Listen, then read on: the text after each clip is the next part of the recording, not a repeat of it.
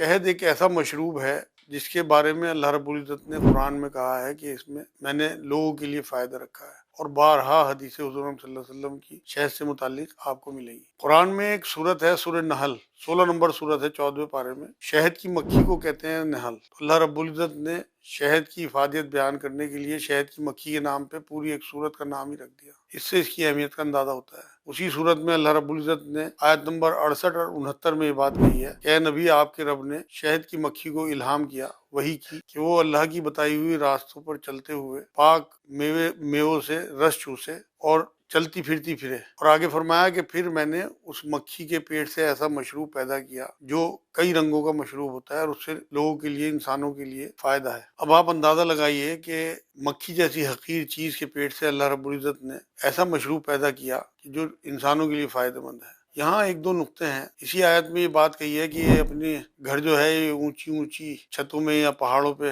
بناتی ہیں اور وہاں پھر شہد اکٹھا کرتی ہیں۔ شہد کی مکھی کے بارے میں بہت ریسرچ ہو چکی۔ ان کے جتنے بھی گھر ہوتے ہیں، جو خانے ہوتے ہیں اس چھتے میں، وہ لگ بھگ ایک سائز کے ہوتے ہیں بالکل۔ اور جو مکھی رس چوس کے لاتی ہیں، ایک رانی مکھی ہوتی ہے ان میں، وہ اس رس کو چیک کرتی ہے۔ اس میں کوئی اگر حرام رس ہو، کسی حرام چیز کا چوسا ہوا، تو اسے الگ کر دیا جاتا ہے، اور باقی سب پاک رس کو فرٹیلائز کر کے اسے مشروب کی شکل میں پھر اس میں اکٹھا کیا جاتا ہے۔ یہ بہت اس میں ریسرچ ہو چکی، اور امریکہ اور فرانس اور چائنا تو اتنا زیادہ اس کا بزنس کرتے ہیں کہ آپ تصور نہیں کر سکتے۔ اور اس میں الگ الگ رنگوں کے ساتھ ساتھ ذائقے بھی اس کے الگ الگ ہوتے ہیں۔ خیر، یہ تو ایسی چیزیں ہیں کہ لوگوں کو زیادہ تر پتہ ہے۔ تو یہاں بتانے کا مقصد یہ ہے کہ حضور صلی اللہ علیہ وسلم نے شہد کی اتنی افادیت بیان کی ہے۔ خود مائی عائشہ رضی اللہ تعالیٰ عنہ یہ بات فرماتی ہیں کہ حضور صلی اللہ علیہ وسلم روز صبح کو شہد گرم پانی میں پیا کرتے تھے۔ ایک بار خود حضور صلی اللہ علیہ وسلم نے یہ بات فرمائی کہ جس شخص نے مہینے میں 3 بار شہد چاٹ لیا وہ کسی بڑی بیماری میں مبتلا نہیں ہوگا۔ اب آپ اندازہ لگائیے کہ کتنی اللہ رب العزت نے، اور میں نے پچھلے شمارے میں بھی آپ کو بتایا تھا، جو اللہ کی رحمتیں ہوتی ہیں وہ بہت سستی ہوتی ہیں،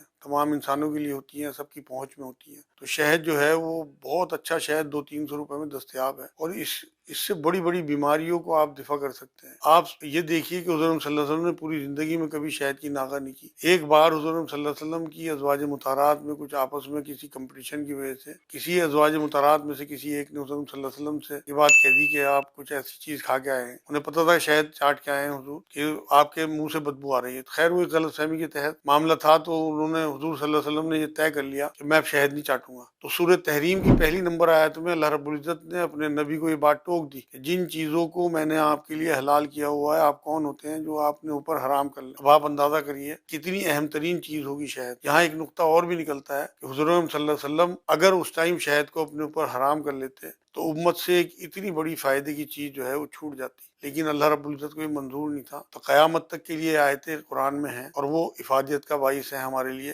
کہ اللہ رب العزت نے شہد جیسی چیز ہمیں دی ہے، تو آپ لوگ اپنی بیماریوں کو ٹالنے کے لیے شہد ضرور استعمال کریں۔ اگر شوگر والے ہوں تو وہ کم 1 چمچ لے لیا کریں صرف، اور اگر کسی کو کوئی شوگر جیسی بیماری نہ ہو 2-3 بار دن میں لے سکتا ہے۔ قرآن کی جو آیت ہے کہ اللہ کی راہوں پہ چلتے ہوئے اور پاک میووں سے رس چوستی ہے، اس سے ایک نقطہ یہ بھی نکلتا ہے کہ اگر ہم بھی اللہ کی بتائی ہوئی راہوں پہ چلیں گے تو ہمیں بھی اللہ رب العزت پاک روزی دے گا، اور ہم اللہ کے قریب ہونے والے آدمی بنیں گے انشاءاللہ۔ تو آپ لوگ شہد سے فائدہ اٹھائیں، اللہ رب العزت کے بتائے ہوئے راستوں پہ چلیں، انشاءاللہ آپ کو پاک روزی بھی ہوگی، اور آپ لوگوں کے لیے بھی افادیت کے باعث ہوں گے۔ جس طرح شہد کی مکھی جو ہے لوگوں کے لیے فائدہ مند ہے، اسی طرح ہم بھی لوگوں کے لیے فائدہ مند ہوں گے۔ وما علینا الا البلاغ۔